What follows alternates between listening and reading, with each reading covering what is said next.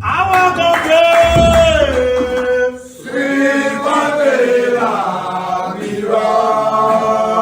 our country, that God gave us this country. Liberia, That God gave us this country. We are calling on everyone here to come and pray for this country,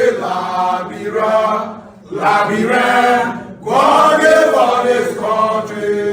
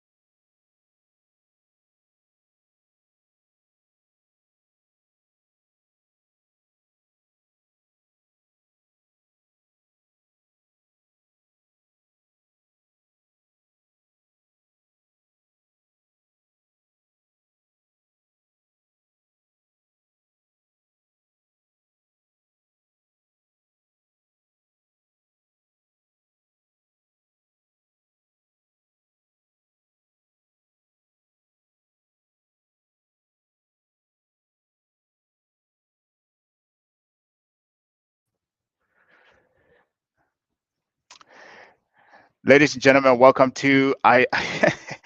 This was a disaster. Welcome to another session of Focus on Liberia. Um, I I hope you take your time to follow us today. I want us to go over the budget that was actually shared. I think you guys have actually seen it over different platforms. Uh, it was a budget report that came out comparing the Ellen administration to the Weir administration. And for me, there are a few questions that I would like to answer. I think I've been talking. My mic was muted, so I will go over those again. So I will do a reverse in terms of the question that I want us to look at. So the last question that I want to look at is to put yourself in a position in terms of what would you do if you were the Minister of Finance? What would you prioritize? Um, and and the other questions are what who needs to be held accountable? I think we have talked about this budget over and over and over and over, and the way it was actually structured. But I don't think we have held anybody accountable, or we have, you know, held anybody accountable in terms of who drafted this budget. Uh, you may have drafted it. It may have, let's say after 2 or 3 years, you can see the outcome of what it has actually done. And that actually should have given them some numbers to say, okay, the way this budget was drafted is not benefiting everybody. It's not making sense. If it's not making sense, if we do want to continue progress or develop as a country, because it is heavily consumption based. We take in money. It's like a teenager still recovering from the hubris of their youth. You give them credit card, they just swipe it, spend, spend, spend. They're not making anything with it. They're not without we they weren't making any investments, you know, that were, from a long-term perspective sustainable. So that's the part I want us to look at. Who do we need to hold accountable for that? The other question that I want us to look at here is, I think we talked about this from a long-term standpoint. What should we prioritize to ensure we have a budget that invests in the future of Liberia? Meaning that if you were to come in, from what it currently is, what would you change about it? Meaning, would you focus on agriculture? Would you focus on infrastructure, healthcare, security, national security? What would you do differently from what we currently have, or what we had from the previous administration, and what we currently have um, in this current administration? So, and the other question I want us to look at is what. So the budget, as I said earlier, I think I was muted when I said this. The budget is actually a law that is passed, and that law goes through your legislative body, right? And those people that have to pass that budget law have interest into the outputs of the budget. Meaning, if this is a law, right? All those subsidies that are in it, those perks, the cars, the card, the gas cards, and all the other perks, what is the other engagement that they have? They give 30,000 for, right? All of those are embedded within this budget. Now, imagine you bring in something like that from in front of me if I was a lawmaker to sign, knowing that I get all those perks from that budget. You will have to influence me to bet against myself. That is, I will have to be going against myself, right? And so the question becomes, what are the confluence of things that we need to do in order to convince somebody whose interest this budget will eventually, if it were to be changed, will be going against, in order to convince them to actually, from a moral standpoint, to be able to say, you know what, these are too many perks. It is okay if I take a lower salary, uh, don't take any perks at all or subsidies at all, and be able to sign this budget to shift it from what it is right now to be people focused, to be people centric. So what are the confluence? If it were you, what do you think would be some of the confluence of things that needs to happen? As I said earlier, I may have been on mute when I said it.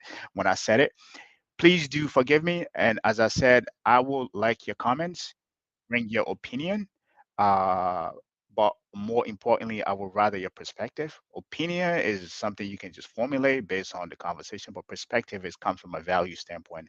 Um, so I would rather hear your perspective on what we're going to talk about today.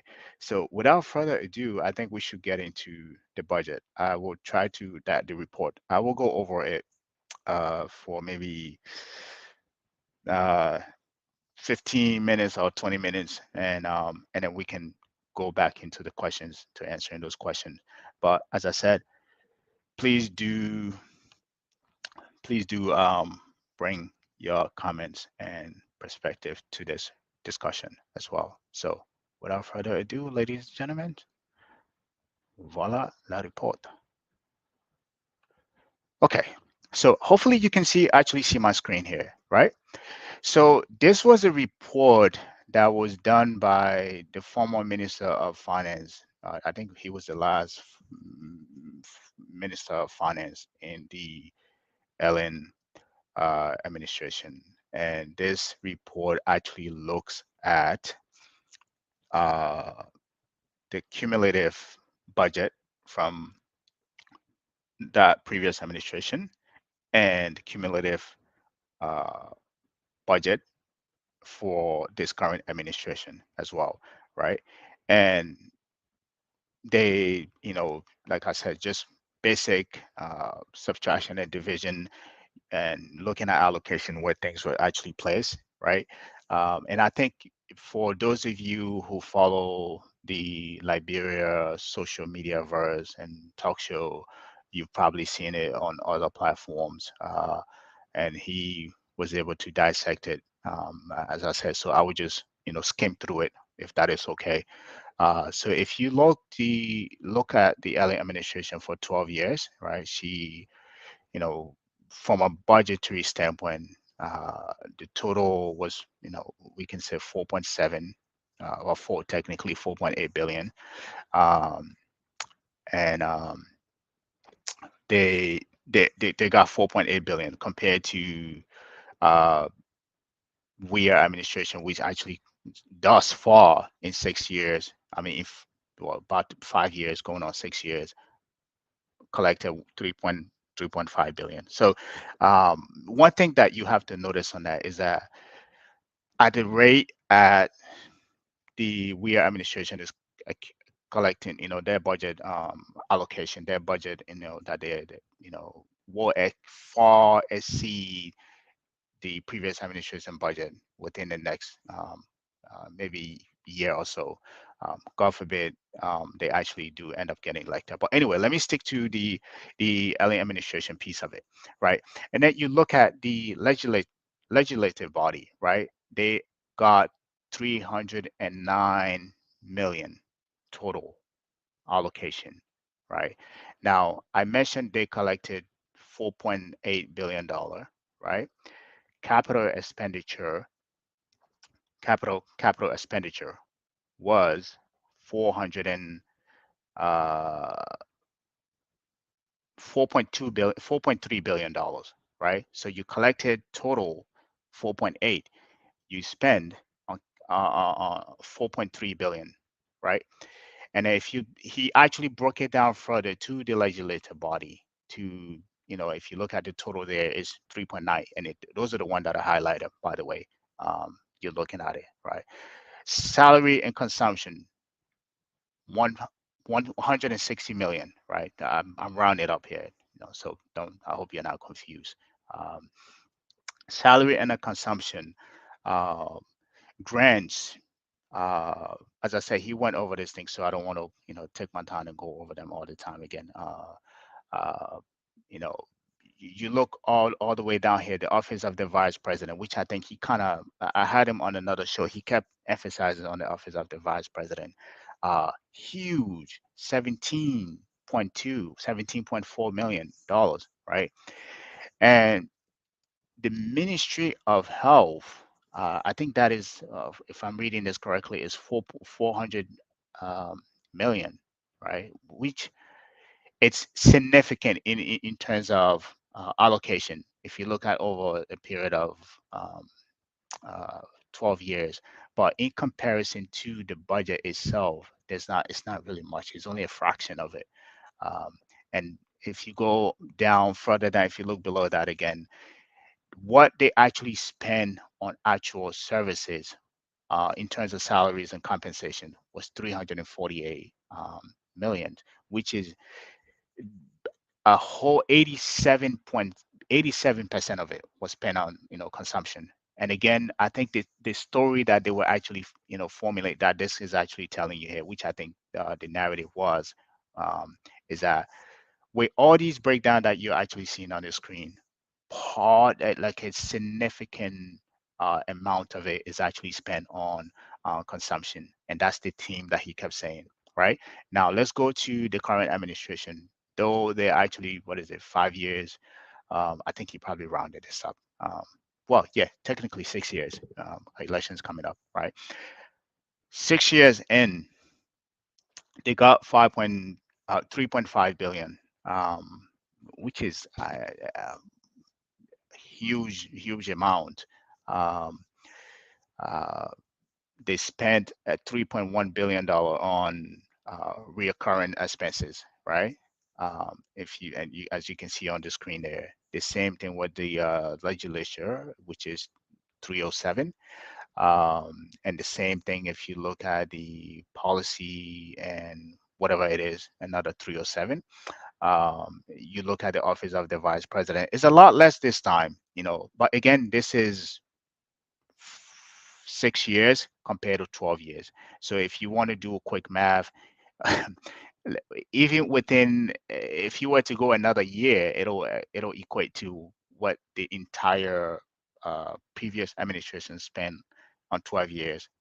It would be equivalent to what this administration would spend in the seven if they were to go in the seventh year, right? So you can make that difference there. And another thing here, you look, there's a huge significant a significant amount that was actually spent on healthcare, right? But again, the same story continues. 88% of that expenditure was on salary and consumption. And I think the story that the former minister kept highlighting here is that we have a budget that is consumption based, um, that is consumption based, that is doesn't prioritize investment. And in a way, I do agree with him. Not in a way, I do agree with him. But then again, you have to bring context to the why things the way they are. And the reason why I think we should bring context as to why things the way they are is because sometimes we just come and look at numbers, but we have to know what those numbers are actually telling us, right? So, and this is why I came up with these four questions as to what I think we should look at. I've always let me tell this quick story. I've just started coming around or learning about the history of Liberia, or just started to get acclimated with the history of Liberia, right? Like most of you, some of us didn't grow up in Liberia, right?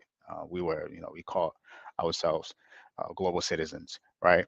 But the more you get, you start understanding why we are the way we are, right? We had 100 year start as a country compared to the rest of the countries on the continent.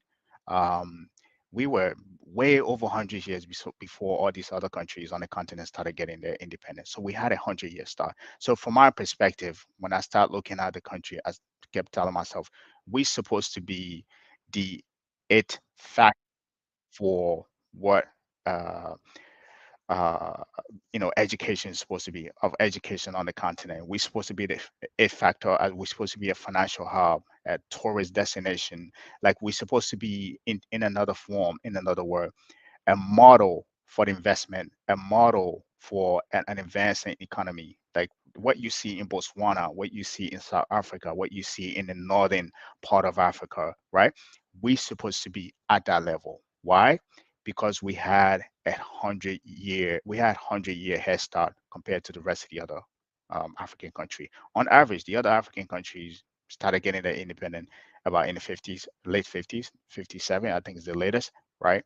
Um, is the earliest, right? And the average, if you look at their age on average, those other countries, they're about mm, on the higher end, 60 years old, right? So we had 100 year start, and then you're looking at us, and you're looking at these other guys that just like younger countries, and you're comparing and you're asking questions as to why, right? So for me, I think it led me down a path where I said, okay, I have to not just where my mom or my dad will actually tell me about, because the story I keep hearing mom used to tell me is, is normal days Liberia was the it factor. We were this, we were that, things were good, right? I went beyond that, right? And there's several books that I read, like the Niels Hahn book on the 100 years of the U.S. Presence in Liberia. I also read the Rubber Plantation. I have Dr. Burroughs' collection of our even the history of Liberia, even before we got our independent. And so, but as you deep if you dive deep into those stories, a, a theme if you I was looking at things from an economics perspective. A theme that kept coming up is how, one, reckless we were, two, unintentional we were, right? And three, how brutally, like, our we can blame the other side, like the outside forces, and there are many, and there continue to be many, right? We can blame them, but from an intentional standpoint, as a nation of wanting good things for itself and having an economic agenda, we did not have any of that. And now I like to tell people this. If you tell Liberians, they have one or two presidents that they thought, you know, had the country, at heart, or they thought had, better chance of advancing this country. But the deeper you go into history, you realize they too were, like puppets, right? So the more you go into that economic lens, you realize, like, this corruption that you're seeing now is not something that just started happening. It started the first loans from the first time we got a loan, official loan, which was 1.5 million, right? Up to now. The first time we got that 1.5 million dollar loan, before that money even touched the Republic of Liberia bank account, half of it was gone, right? And that trend continues up to now. So this budget report that we're seeing here now, it's not just a theme that just emerged out of nowhere. This is history continuing itself in perpetuity. And until we start looking at things differently, we will not change what we think we want to change, right? And for me, I think that's why I, want to look at these questions the way I want to look at them, right? Because we talk about the budget report. You've seen the numbers, they're there. Like, it doesn't, you can give this number to a smart fifth grader or a sixth grader or eighth grader. They will understand what those variances are, what those differences are. So it's not a quantum, mechanics or differential calculus here that we're trying to solve. This is just, basic arithmetic, right? So they will understand that. And the question that, I think we keep asking, there are many questions that we can ask, but I think fundamentally there are a few that I just want to look at for the sake of time here. Um, for the sake of time. So the first question that I want us to look at is what, because the budget is a law, and I think I said this earlier. This is a law passed by the people of Liberia, um, and in order to change this budget report to reflect something different than what it is currently putting out, that law has to be changed. That means we have to take that budget law, go back to the drawing board, amend it, and make some drastic changes into on that budget in order to have an outcome that each one of us can actually be, excited about, to say, our country is making key investment into the country that's going to impact more Liberian positively from a long-term standpoint. So the question becomes, what are the key confluence of things that need to happen for this to happen? For this, budget law to be changed. And from my perspective, I think it one, there are a few things. First, there has to be there has to be someone who is very influential. When I mean influential, meaning you have to appeal, because you cannot go there with heavy hand and expect things to happen. You have to appeal to the consciousness of these people. When I mean these people, the legislative body that benefit from this budget.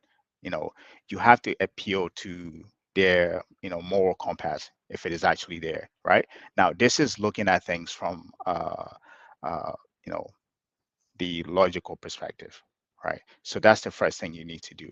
The second thing you need to do, it has to be done from day one. Like when you come in as a president from the first time, this is like be from scratch. This is the first thing you have to put on the table. A new budget that is people centric. Put it on the table, and continue to appeal to the consciousness of these people. Hopefully that they can sign it. Now I could go the other way to be the more radical perspective, to say you can come in and just uh, you know um, you know use what do you call it, what's the executive order to change the budget report. But I think if you want to get ahead, by far you still need the support of these people as well. The second thing that needs to happen, you have to appeal to the Liberian people, to like what we're doing now, right? Like I know most of you in the social media verse, you have phone, you're maybe hearing me, or somewhere or another you stumbled upon this recording on YouTube and be able to see it. But there are people in the far out villages who do not have access to what we're talking about, who do not even understand the numbers that are in that report. I think, as a person or president coming in, it will be incumbent upon you to take that conversation to the far deeper villages of these people and make them understand what they're up against. Those people will now have that information within their hands to be able to make decisions, either politically, or to be able to make decision politically. So you bring the conversation to the people, right? So um, for me, I think those are the two most important things that can happen. One, you can use executive power, because this is important, or you can take that, and you can take the conversation to the people in the villages to ensure that you bring this conversation to them, that they understand what is within their budget report. Because you cannot just come in and say, hey, I'm just going to change the budget, and ostracize those who are benefiting from it, or else they will fight you tooth and nail. As we know, if you haven't been around Liberian politics, it is brutal, it is mean, it is conniving. People that are closer to you the things that they will do to you, it's not even fun. So you take a more logical approach, by bringing which is what we're doing now, go to the the people in different villages, and try to have some level of influence with those lawmakers we have in the legislative body, to be able to change this. So for me, I think that's, I'm sure you might have other ideas in terms of how that report can be changed, but for me, I think those are the two most important things that needs to be done. Because once that is done, now you have the tools in your hand. If you can change the budget, now you can have the resources in your hand. You know, like I said, if you cut the car allowance, you cut the fuel subsidies, um, the scratch card, the traveling expenses, and all these other unnecessary things that are given as perks. There's a lot of capital that will be, you know, in your coffers, that can now be redeployed somewhere else. So let's say if you had uh, your agenda from day one focus on agriculture, you can now deploy that capital into other in the agriculture policies. Or if you had infrastructure, was focused on infrastructure, you can now deploy that capital into the infrastructure. Or even if it were actually, um, whatever your policy may be, you can now take that excess money and put it into something that is very important, um, and go from there. But again, as I said, uh, you have a law body that's going to fight you, and they have every right to fight you on it. That's people livelihood. So again, you have to appeal to them from a moral standpoint, and also it should be the first thing you do. And other, in addition to that, I would say, like you will run a campaign, bring that conversation to the far villages in the republic to make sure that they understand what is happening. So um, not that they have any influence over those people, but it will give you a buy-in. It will get their buy-in in terms of helping you push to be able to change that budget law. Um, so I'll yield on that for now. The next question that I want us to look at here is, um, from a long-term standpoint, right? And I think we say this, you look at Liberia. And as I said, sometimes I'm sure most of you has been back in Liberia, right? And I like to go back to our history because I think it gives us a better insight of our decisions, of how we make decisions, how we've made decisions, right? If you look at the history, our history as a country, it gives us a better insight as to how we will make decisions, right? If you tell me what you're going to do in the present, I will tell you to show me your past, and I will tell you whether that is going to be true or not, right? So if you look at the history, I like to use this example. There was a time where we were the fastest growing economy in the world, second fastest growing economy in the world. I cannot correct myself. Second fastest growing economy in the world. Not 1 year, but 8 years in a row, right? 8 years in a row. And that's the time my mom usually talk about, all the other older parents, you hear them talk about normal days, right? And if you look at that period, the parity of the US dollar to Liberia was 1 to 1. The exchange rate was 1 to 1, right? That's how strong that economy was, right? We had money, we had investment pouring in. We had, I think at the time, one of the banks I think mom said was there was Citibank. I think Citibank. Yeah, she said Citibank was in Liberia. We had these, you know, uh, what I call a golden era, right? Of growth, right? But if you look at that period, those 8 years and any other time, we have not invested a penny into any key infrastructure, not a road network, not key infrastructure. There were pockets of places like the Yekepa, the Bond Mines, and the Monrovia, the LPMC or PRC or whatever you call it, right? There was those pockets of places that we had, that were, the place to be, right? And Monrovia, everybody, as I said, the exchange rate was 1 to 1. At the time, we had a great education system, right? People used to come from different part of Africa to study in Liberia.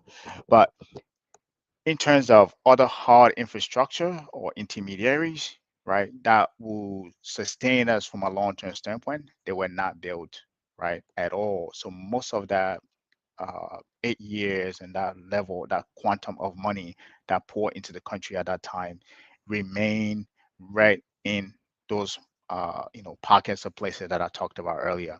And nothing was ever invested. This is why you see our roads the way they are. Nothing was ever built, right?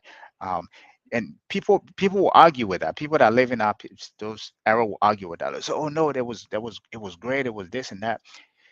Well, if it was that great, even if the war after the war, there would have been remnants that we could have built on from, right? The war would have destroyed the farm. The war would have destroyed it, but there would have been found like fundamental remnants on which we could have built, right? It wouldn't have been the way they are, right? So for me, that's how that's I think for me that's where this question draws, even though it's looking at this budget report that we currently have. So the question becomes from a long-term standpoint. So we don't want to make that mistake we made in the 60s or the 80s anymore. So if you were to look at this budget, you know, once you change the budget law, because I believe we can sit, you and I can sit here and debate it all the time. If you don't change it to make it what you want it to be development focused, people centric, we will continue to complain about this for the next 177 years or even more, right? But so the question becomes, once you change that, what long-term investment will you prioritize to ensure that budget invests in the future of Liberia? Um, so for me, I think um, once you have a budget that is now, that strip away, those subsidies, the scratch card, the vehicles, and all of those other things that reduces salary significantly. There is no reason why somebody, a representative in one of the poorest country in the frontier market, should be making $9,000 a year. I'm not saying that you're not qualified to make that, but from that country standpoint, you should not be getting that amount of money. So once you reduce the salary, eliminate those subsidies, the question becomes, where would you prioritize, right? What would you prioritize? Um, so for me, I think like right now we're in a place where everything needs to be prioritized, right? Like the education is broken. Um, I think uh, this is through a conversation uh, we had, right? That the quality of the education, everybody's getting degree in Liberia, but not people that are coming out of high colleges don't have the skill set to be able to do even the common pencil, but we'll call it paper and pencil pushing kind of job task, right? They don't have the skill set, so the quality of the education is not there, right? The same thing if you look at the healthcare, which is the biggest hospital that's supposed to be JFK. We have uh, the people that are overseeing, they have their own clinics, right? They have their own clinics, so they continue to send drugs, take the drugs and use them in their own clinics, right? So we have a healthcare problem. We have education, we infrastructure, which is one of the most, if we want to really advance as a country or make some leaps and bounds in terms of competing regionally with the other countries like the Ghana, the Nigeria, the Sierra Leone, we have to invest in infrastructure. When I mean infrastructure, I'm talking hard infrastructure. That means road and bridges and roadways and tracks and train tracks or whatever you want to call it. Those kind of infrastructure, because that will allow us to intertrade, right? Not just intertrade, but it will also give what we call economic mobility to people in different parts of the country, right? In that case, I won't have to come to, if I live in Maryland, I don't have to come to Monrovia to make life happen. There's a road I can, I can bring my goods to Monrovia, sell them and go back, or drive my goods to any county, sell them and go back, or so we have to invest. People will be able to trade, to move around easily, but we don't have that. Even the thought of driving 4 hours from Monrovia to Nima, it's within itself a tax. I spoke with a lady who runs one of the uh, biggest agriculture colleges in Nima, and that was one of the things she said when she got there, right? It used to take 8 hours to drive from Monrovia to Ganta, right? It gotten better. That has been cut down to 4 hours, right? So infrastructure, the rest of the southeast cuts out from the country during the rainy season time. Right now, it's like trying to drive there. It's like trying to pull your molar out of your mouth, right? So infrastructure is not there. Healthcare. Um, so there's infrastructure, there's healthcare, there's the education. The same thing with agriculture, right? We, you know, we are a land. We have arable land in abundance. I usually tell people when I go to Liberia, there is the moment you drive out of St. Paul, right, which is kind of the downtown Monrovia or central Monrovia. The moment you drive out of that, you get outside of the city, everything else is just green, green pasture, right? Just green land, just there, right? You drive to Bong or Kakata, there is just green land there. But here, then still, all of us are just in Central Monrovia trying to find office job. We're not investing in agriculture, right?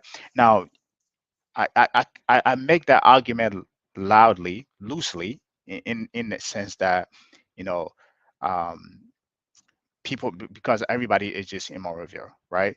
Now, I can also look at the other token, the other side of the argument that people can say, hey, some of us want to invest in agriculture, but we don't have access to capital, which is true, right? But so again, as I said, if we were to do things to invest in from a long-term sustainability standpoint, agriculture is also one of the places to invest, right? Um, the rule of law. The rule of law is one of the most important thing, right? And I think it actually appears on the MCC scorecard. If you look at the MCC scorecard, I think we always fail that area, right? And it's very important. I think one time Duke and I actually did a show, and I highlighted why that needs to be important. And I will give that same reason here today because if you're looking for a country to invest in, if, as investors look for a country to invest in, that's one of the most important things they look at. First, they look at the geopolitical dynamics in that region, right? So for us, it will be the the Ivory Coast, the Guinea, the Ghana, the Sierra Leone, what is happening in that region. But then again, after that, they will hone in into they will zoom into the rule of law in our country. What are, how do people protect property rights in our country? Intellectual property, is there any intellectual property rights, right? How do you perfect securities? If I come in and buy uh, some share in your country, or I mean in your company, how do I perfect that security interest in that company? So again, not just that, safety, right? Safety is one of the, as I say, is part of rule of law. How transparent the courts are, or effective or capable they are, right? Those are things that people look for. And one of the things that is a disadvantage that I think hopefully get established in the next administration is a separate commercial court, meaning that right now what is happening in Liberia, there are rape cases that are sitting years on years on year. Nobody's touching them. Lawyers aren't getting a back caseload of cases, right? Imagine as a business owner, you get into a business litigation with a partner and you go put yourself in that line, right? How long that is going to take. Business people need to make decisions fast, right? So this is why it is important to establish um, a separate commercial court that is specifically for business litigation to be able to process business litigation in that court specifically for that. Uh, Again, and the rule of law needs to be very you need to have rule of law. I should not. It should not be where I can come in and bribe somebody and make them rule in my favor, right? So well, that's one of the other things that deserve priority. So if you look at all of these things, that's just a list of you. If you look at all of these things, everything deserves to be prioritized. But where do you make the choices? What do you, in terms of saying, you know, that's everything needs attention. So which one do you pick? And for me, I think that conversation boils down to what do you have money for? How much money do you have? Right? When I mean money, I mean uh, you can come in and implement any kind of policies, right? Those policies to be implemented, you need money for them, right? You need to hire scale effective executors, people who can deliver what you want them to do, right? Um, let's say if you were to invest in infrastructure, you need money to do that. You need money to, like, literally everything in Liberia needs money to be done. So the question becomes is, first, how much money do you have to allocate to them, right? The second becomes, which one can give you, maybe in the short term, quick result, immediate, in the short term, quick results, right? With quick wins, right? While you look for, ways of money to to invest in the long term, um, in other long term projects, right? So those are the things. Those, I think, that will actually help you boil down your decision as to what needs to be prioritized, right? What can give you quick wins, right? How much money do you have? You might, let's say, hypothetically, you could have, let's say, 2 billion, right? Or let's say 1.5 billion, but infrastructure is a priority. But because the infrastructure project that you want to take on probably requires 2 or 2.5 billion, you say, you know what, I cannot just throw all this 1.5 billion to this infrastructure project. So that, again, that from a process of elimination, that eliminates, not it, eliminates, what you want to prioritize, right? So now it allows you to focus on the other ones. So it depends how much money you have, which one can give you quick wins, and also, um, yeah, I think for me, those are the two most important things that, in terms of prioritizing, looking at what to prioritize, right? Uh, what can give you quick wins, how much capital you have, and not just that. Also, you also have to look at, even if this one is able to give you a quick win, can you build off of it, right? When I mean, if, let's say you prioritize agriculture, and let's say within 6 months to a year, you see a lot of people going into agriculture. Now, yes, you prioritize it, but because of that momentum, you can now start, you know, I don't know if how you're going to get money, issuing more debt or restructuring your debt to deploy to allocate more capital to continue to invest in agriculture, because you realize there's more people, because of the quick wins, there are more people going into agriculture now. So you realize there's a huge momentum there, right? So for me, I think that's how you determine priorities, because right now everything in our country is priority. Like I said, the roads, the infrastructure, the healthcare, the rule of law, security, um, you know, you can say bring in foreign direct investment into the country is another priority as well, is another thing that deserve priority as well. So, but in terms of determining where to allocate your attention, your resources, and your efforts, it all depends how much money you have and what can give you quick wins and how you can build on that to the next step. So I think that's how you determine priority, what to prioritize in order to to push your policy forward. Um, uh, the next question I want us to look at here is, I think we already covered this, right? Give me a minute here. So I think we talked about this earlier. Um, give me a minute here. 1 minute, 1 minute, 1 minute, 1 minute, 1 minute. Uh, yeah. So the next question we need to look at here is, I think in our society in Liberia, we have this culture. Um, this, like, well, people say we're nice, right? But I think that niceness is a little bit of passiveness. We're passive. Like, we're not aggressive like the Nigerians or the Ghanaians, right? We're passive, right? And that, because of that, we like to leave things with God. I mean, just leave that thing with God, right? And for us, I think, for as a people, in as much that, being nice is needed to get along with other, with your fellow human beings and stuff, right? You have to be able to set uh, boundaries. You have to be able to set, you have to you have to be able to set boundaries with people. And the same thing applies with holding lawmakers accountable, right?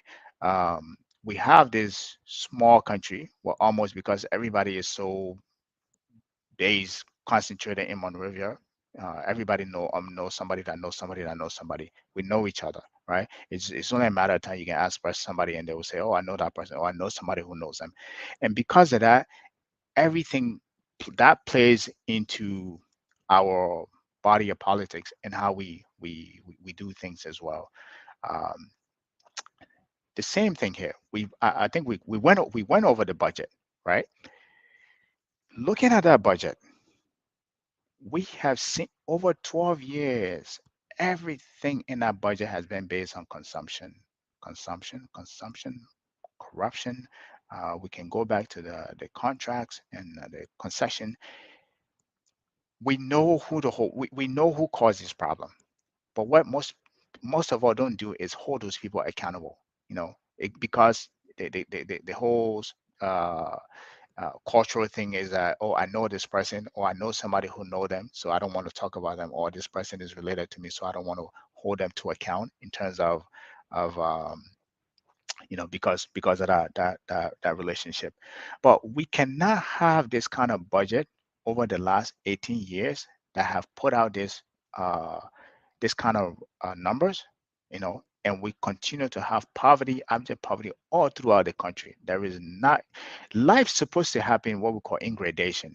Gradation meaning step by step in a little increment, right? It's not, you don't look for huge, wins, right? It happened in smaller steps, right? Most people can look at Liberia and say right now and say that, hey, we've come a long way from since we had, we the war ended, right? You can also look at the the current from the last administration to what has happened over the last 6 years and say, well, if there were any gradation that we're making or incremental improvement that we're making right now, the last 5 years has been, that has been a downhill trend since then, right? Over the last 5 years, right?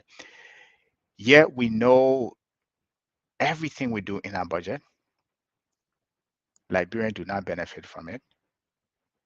60% of the budget is spent on consumption. Again, I keep saying, sound like a broken record here. The subsidies, and nothing is being done for the typical Liberian. Not even quality education to say, you know what, if everything is falling apart, at least I have a quality education. I can pick up myself and go anywhere in the world or maybe to another country and be able to use that education there. No, like you take even people who have worked in government at the highest level, you bring them, you take them from out of Liberia, you bring them into other country. They become, uh, you know, you, for lack of a better word, useless. They cannot function. The soft skill or the hard skill that is needed to function in other society is not. They don't even have it, right? And that, if you are not even investing in the education where people can even, plug themselves out and plug themselves somewhere else to function, the same thing is happening for the rule of law in the country, that people die, no investigation, rape cases, nobody is held accountable, right? There are people that need to be held accountable, right? There are people that need to be held accountable. And specifically, since we're talking about the budget, like the budget law that is passed, the question becomes, who do we hold accountable? Who drafted this law? And why do we have so many lawmakers in our office and not a one person is able to raise, you know, some red flag to say we have been doing things this way and it has not yielded any result. There is right now there is time for us to make some changes within the budget. None, right? We put budget out, it goes through revision, it goes through review. Next thing you know, it get passed, it get approved. Because again, as I said earlier, the same people benefit from it, so they are not prioritizing. But if you look at, for me, I think if you look at, in terms of holding people accountable in terms of the budget, the previous administration needs to be held accountable, right? In terms of instituting this kind of budget, which just the current administration just continue. Um, those people need to be held accountable, right? And now you can say to narrow it down, we can hold the Minister of Finance accountable as well, right? Who is the de facto person who, usually drafts that budget to put out. He has the authority to say, you know what, we can make cuts here. I mean, you hear the harmonizing, but the harmonization actually happens at the lower level, not at the higher level. So it's done in order to appease those of us that complain and continue to talk about these things. But in terms of actually making some kind of impact from a larger scale, that does not happen as well. So again, in as much that I think he is, those people need to be from a macro level, you need to hold them accountable. From a large scales, it begins from when this law will actually pass. Those people who drafted that budget law need to be held accountable, and yet still continue uh, to put out budget report as we continue to see today's day, right? And this is why when people, other people attack those that were in power, in position, and had some level of authority to be able to make a level of impact, come and ridicule the same thing they were part of. I don't say anything. I just withhold my peace because in a from a logical standpoint, they have every right to do that. You cannot say, hey, if you were in position to have some level of influence as to what the budget becomes, and you didn't do anything, you just sat there and just, became a lame duck and just ghosted with the wind, and now you want to come and talk about it. It's the same thing, right?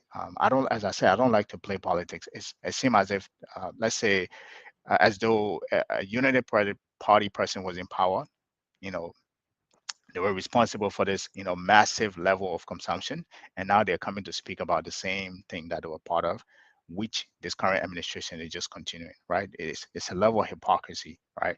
But I think we have to learn to hold people accountable. Like if you put somebody in charge to do something, be it your own parent, it could be your own father. If he doesn't do it, you hold him accountable. Either you should not be able to, you should be able to call them out, call people out for things that they're not doing right. But we don't do that in our society. Perfect example. In our communities in Liberia, we will live with rapists in our society, like in the same community, or thieves, right? We know this person is stealing. Everybody in our community knows it, but nobody will say anything to that guy. No, nobody will call him out on it until one day he get caught. That's when you see everybody. Oh, that man, we know him. He used to steal here. That is the level of that when I call passiveness. That is that that does not happen in other societies. That's the level of passiveness I talk about. Like we're so passive, we leave everything with God until something major happen. That's when we come out when we want to we and that's the same thing that happens with this whole budget. We know the people that should be held accountable, yet we remain mute. We do not, because they are our friends, they are our friends, and all of that. We do not hold anybody accountable. And for me, I think that is one of the biggest problems that besides this budget here, I think that is one of the biggest problems we have within our society. So this is beyond it being, besides it being a budgetary thing. I think cultural it's a cultural thing as well that perpetuates that kind of perpetuates into what we do in how we carried out our budget, how we break down our budget as well. So let's move on to the next question here. Before we I think there's one more question, and then I'll wrap up here. Um, so the last question here is, as I always like to tell you, I know most of you don't like to do this, but I always like to, you know, since we all talk about this thing, I like to allow you to put yourself in a role of someone in a position of authority. So the question becomes, what would you do if you were the finance minister, knowing that over 80% of your budget is spent on consumption, capital, if you want to call it capital expenditure, um, knowing that over the last 18 years, there hasn't been any, uh, noticeable impact in the lives of the average citizen in Liberia. The question becomes, what would you do, right? If you were in that position. Let's say comes, uh, what is it, October 10, elections are held, and you were put in as the Minister of Finance. What would you do differently?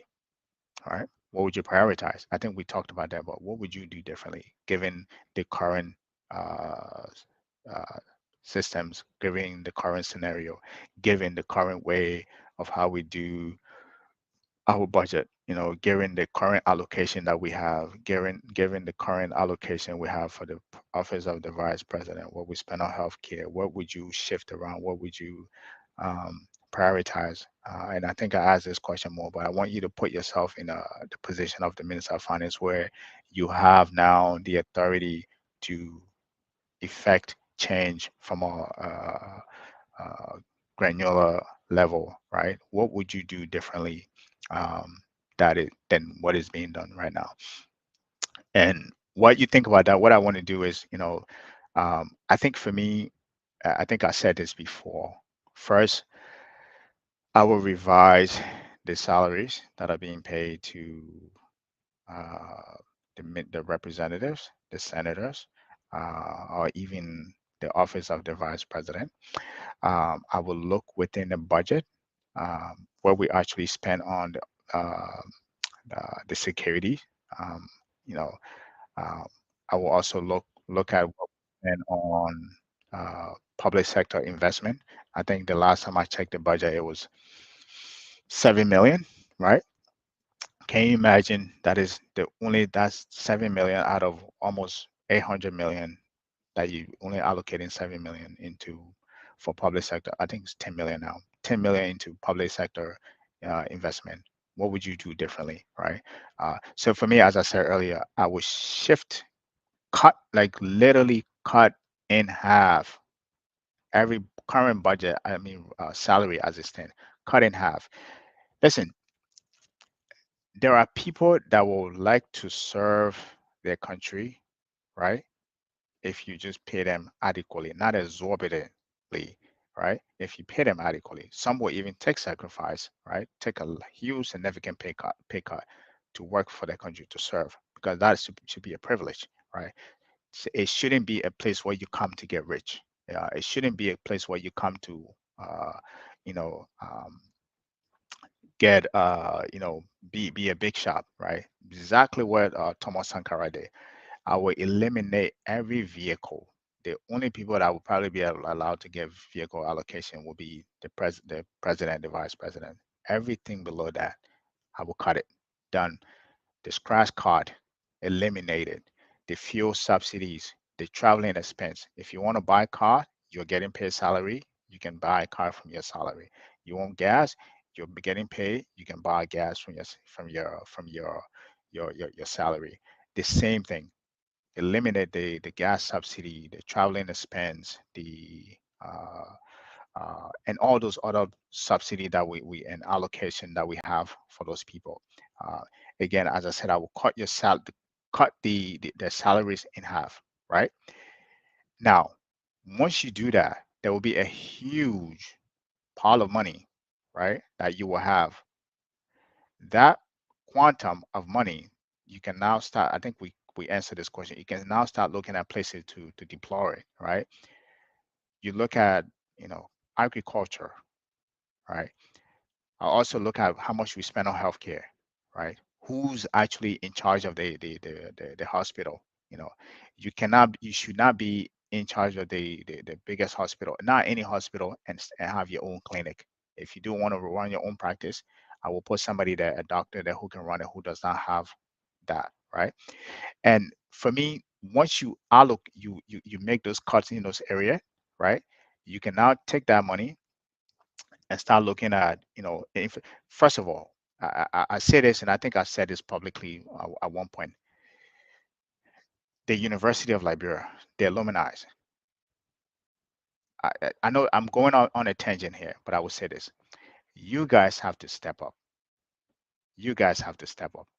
Yes, there's budgetary allocation to the education system in Liberia, but as I think I asked this question, is there any worthy Liberian alumni, right? You can put together an alumnus association to raise money every year and create what I call an endowment fund.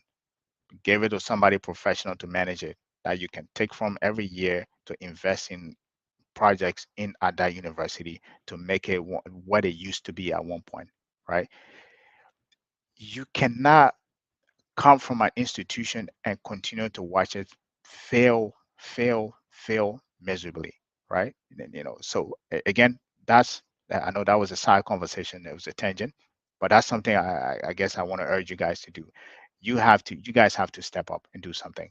Um, the university is in a it's people those are good at it's not even what what it used to be anymore, right? It's not even what it used to be. And I know there are before the people that graduated from there before the war, I know are some of the smartest people that I met. For the people that graduated there before the war are some of the smartest people that I've talked to, right? And it put out some quality people out of that university. I'm not sure about those that went there during the war or after the war, but I'm sure there is some smart people among that body of individual who can get together, say we're going to raise funds every year. We're going to put that fund in an endowment. It's going to invest it. Parts of that, we're going to hold annual event every year. We're going to take on a project to build specific campuses of the university, or renovate, the campus itself, in different places. I mean, the story that I've heard about the campus, uh, is not. It doesn't the condition that is currently in it does not even stand a chance to be the flagship university of the country. I'm not saying that responsibility is on you, but I'm saying from a moral standpoint, yes, there's money that is allocated to uh, every year. I think you should have, if they come even to the point, if the president of that university is being, if there's a search committee that is being put out to elect the president of that university, you guys should be spearheading that whole search process, because the quality of the quality of education you got from there, and you will want someone in that same position who is able to provide that quality of education, or facilitate uh, uh, the university to ensure that they bring in good professors and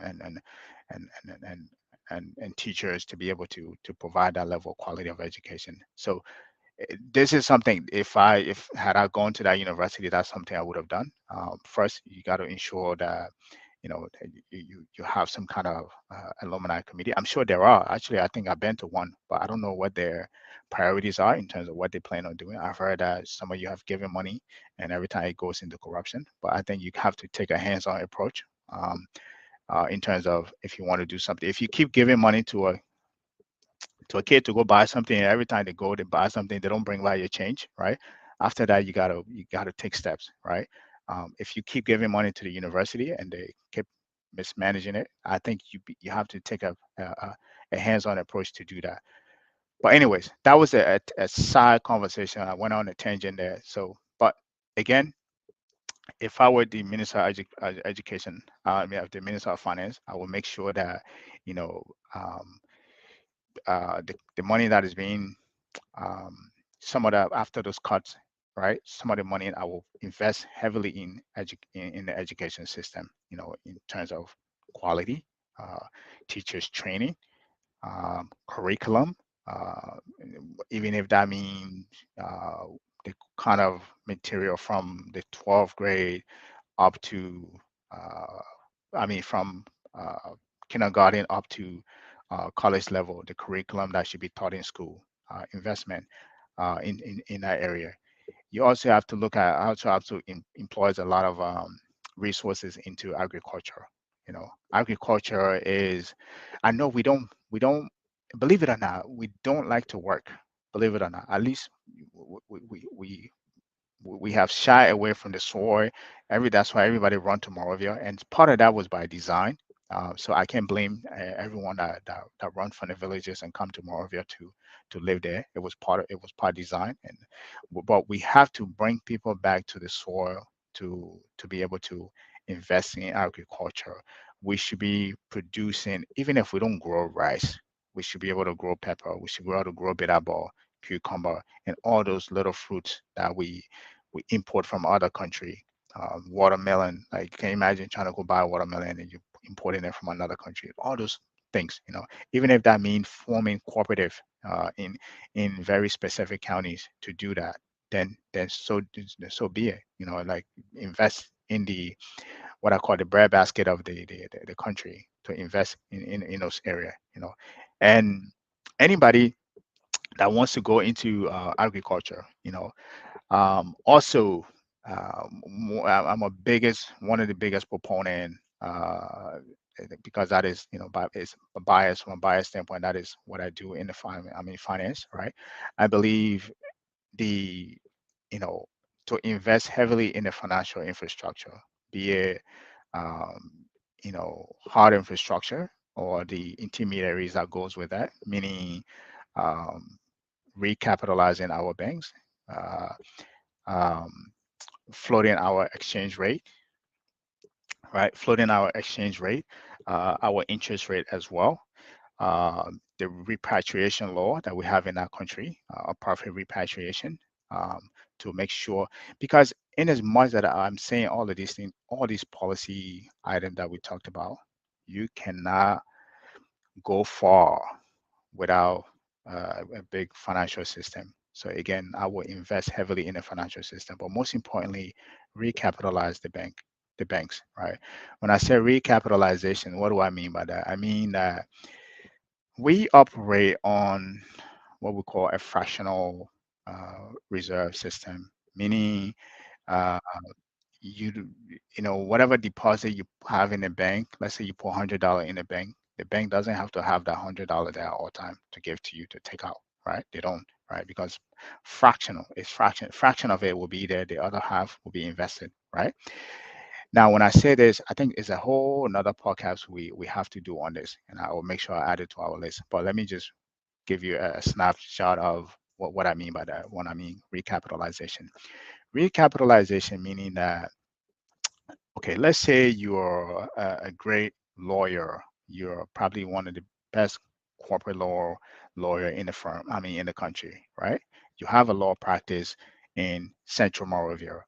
You are doing very well based on your reputation, your the cases that your caseload. You're doing very well. People come from different part of the country to come to your law firm because of how effective you are, right? Now, you realize that most people that are coming to your Central Moravia office are coming from the RIA highway, right? So you decide as a small business person, you say, you know what, I'm going to open uh, an office in on the RIA highway to have access to those people that are coming from there, right? To expand as an expansion strategy. So you go to a bank to get a loan. They give you, for you, maybe you pledge the current office that you're in as collateral. They give you a loan for $1.5 million. You open that office, right? They give you a $1.5 million loan for 12%, right? That 12%, that contract that you just signed, what capitalization is, that contract that you just signed for 1.5 million at 12%,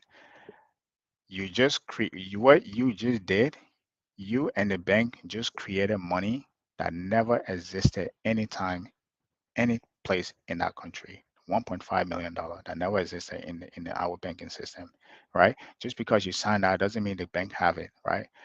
They give you that loan for 12%, right? You take that money, you open your office on the RIA. You now have two offices. right? What the bank can do, not physically, but take that contract, which is a 1.5 that they gave to you, they lend to you for 12%. They can now go to the central bank and borrow that same 1.5 at 5%. Do you know what just happened? They make a 7% spread profit, 7% profit, right? Let's say they give you that loan for 5 years.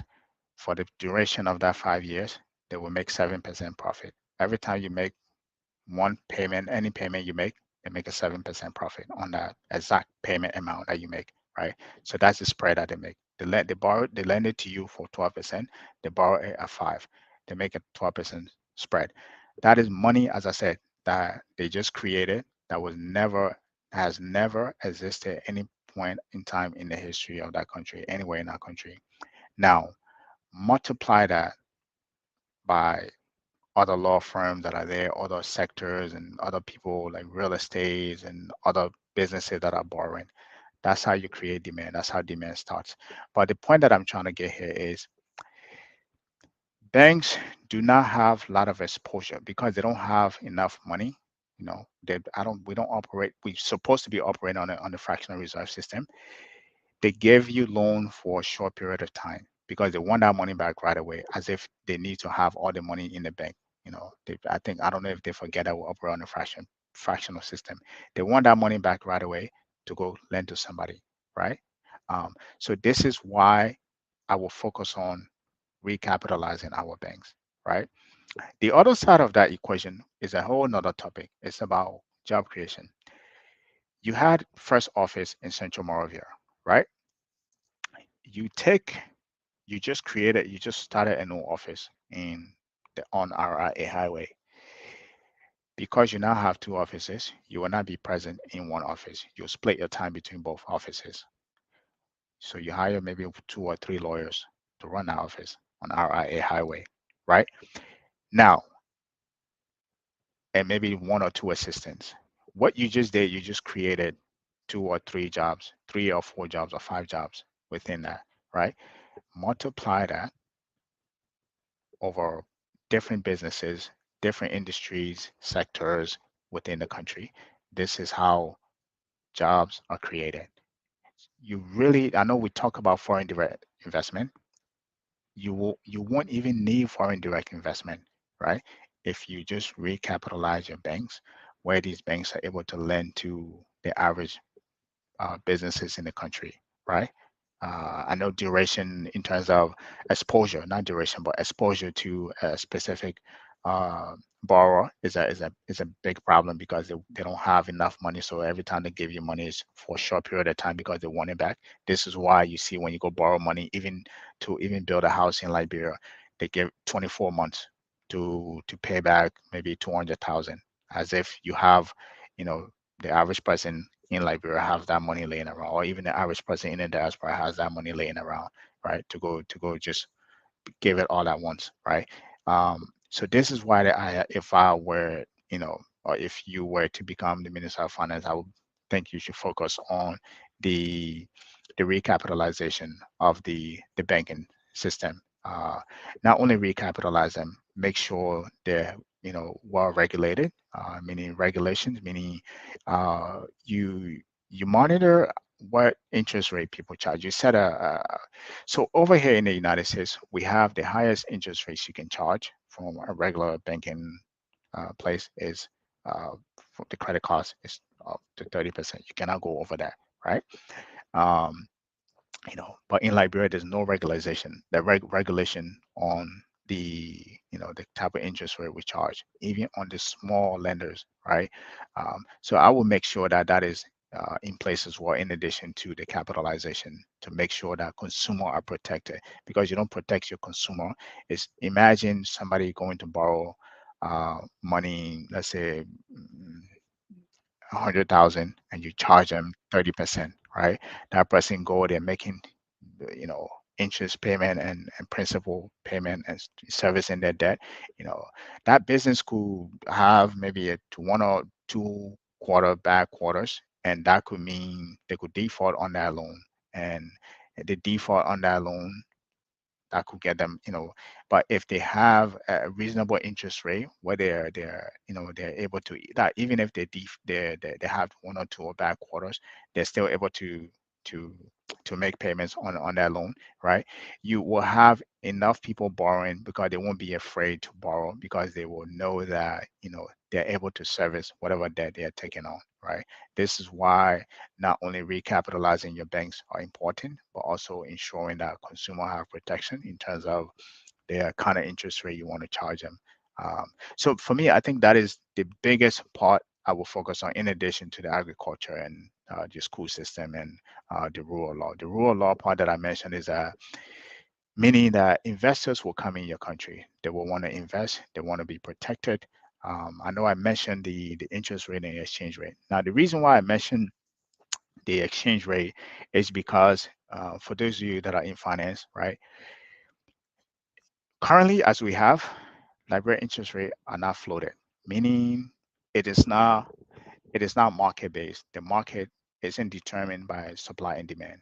It is determined by somebody, and this is why the Minister of Finance, as we always say, when they put out their inflation report, we come barking at it, right? Because somebody can go and change the interest rate and say, hey, this is what it's going to be today. It's easily manipulated. Now, if it were based on supply and demand, right, where it's floated on the market, what does that mean for an average investor? What it means is that if I were an investor going into Liberia, I have control over how to protect my money being exposed to one, the Liberian dollar, two, to the Liberian interest rate. How? You might say, Gabriel, how is that possible? Because if I'm an investor going into Liberia to invest, I know Liberian currency isn't that strong because I know that it's floated on the market, is determined by supply and demand.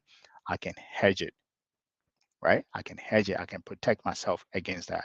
I can hedge my exposure to the currency. I can hedge my exposure to the currency, the interest rate, right? So I at least from a protection standpoint, mitigation standpoint, I have that protection there that I can protect myself from, right?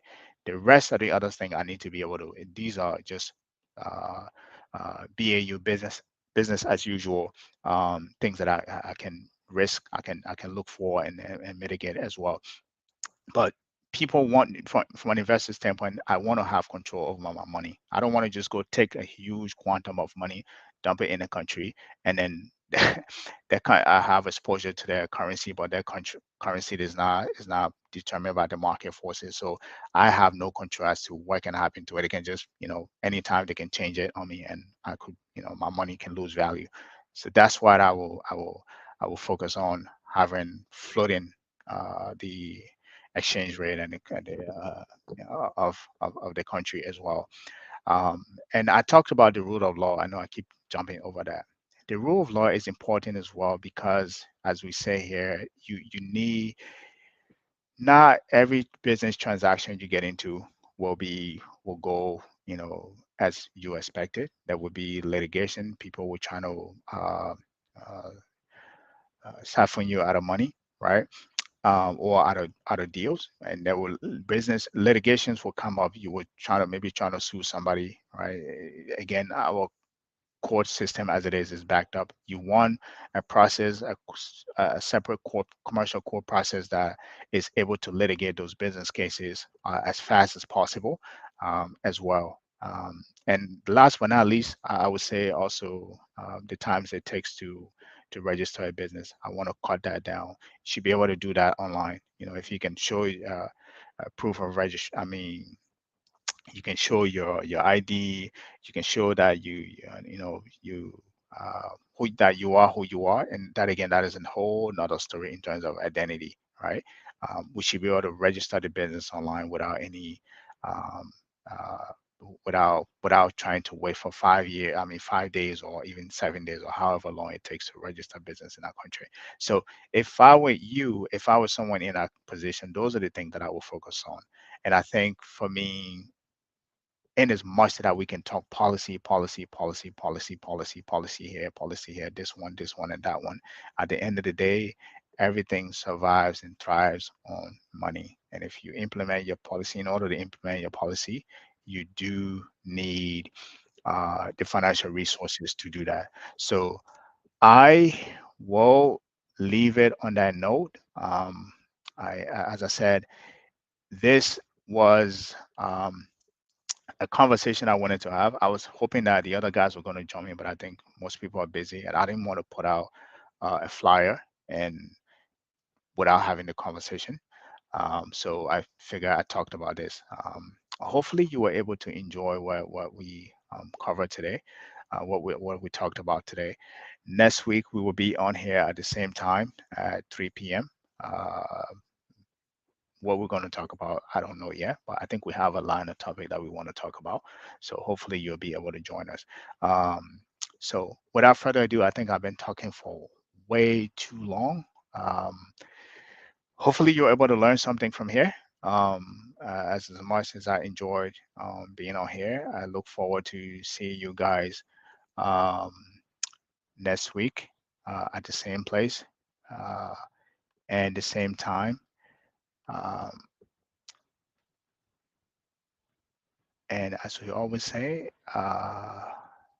whether you enjoy the conversation or you didn't enjoy, whether you have opinions or not, or you thought otherwise, I think for me, as I say, I don't like talking politics. I like to look at things from a numerical standpoint and from a business economic standpoint. Yes, you can say, as most people would say, you can separate the two, which is good. I believe you're right. If you said that, you're actually right. But I believe that you leave the politics to the politician and you stay in to what you know. Yes, everything is kind of intermingle, but I believe I think politics. The reason why I don't like mixing the two is because I think politics, sometimes people, those who talk too much politics tend to be irrational because they will look at things from a political landscape, a political perspective, as opposed to looking at it from a rational, uh, you know, standpoint. And this is why and people get very sentimental when it comes to politics. They get, I don't know if it's just our body of politics. People get angry quick, very quick. They will start throwing insults at you, and instead of focusing on the issue, and they will start cursing. And I don't have time for that. Not that I don't, um, you know, not that I'm afraid of any of that, but it just, I don't think it's a good use of my time. I just like to put my attention and time to things that are important. So that's why I don't like talking about politics, especially when it comes to this stuff. But as I said, when you look at things from an economic standpoint, it drags you into that lens as well. And sometimes people will actually um, remind you that, hey, you can separate the two. And if you were to say that, I absolutely agree with you, my friend. Um, but that's just not what I like to do alone. Um, so without further ado, as I said, we always leave you with a song that says we are all Liberians. Believe it or not, whether you think I grew up in Liberia or in the diaspora, one thing is that will remain certain is that I am much of Liberian as much as you are, and so is everyone. And that I think, despite our ideological differences, I think that's the common denominator um, that is between you and I and everybody else. So um, uh, we cannot discount that. So hopefully you had hope you have a great Saturday and enjoy the rest of your weekend. Ciao.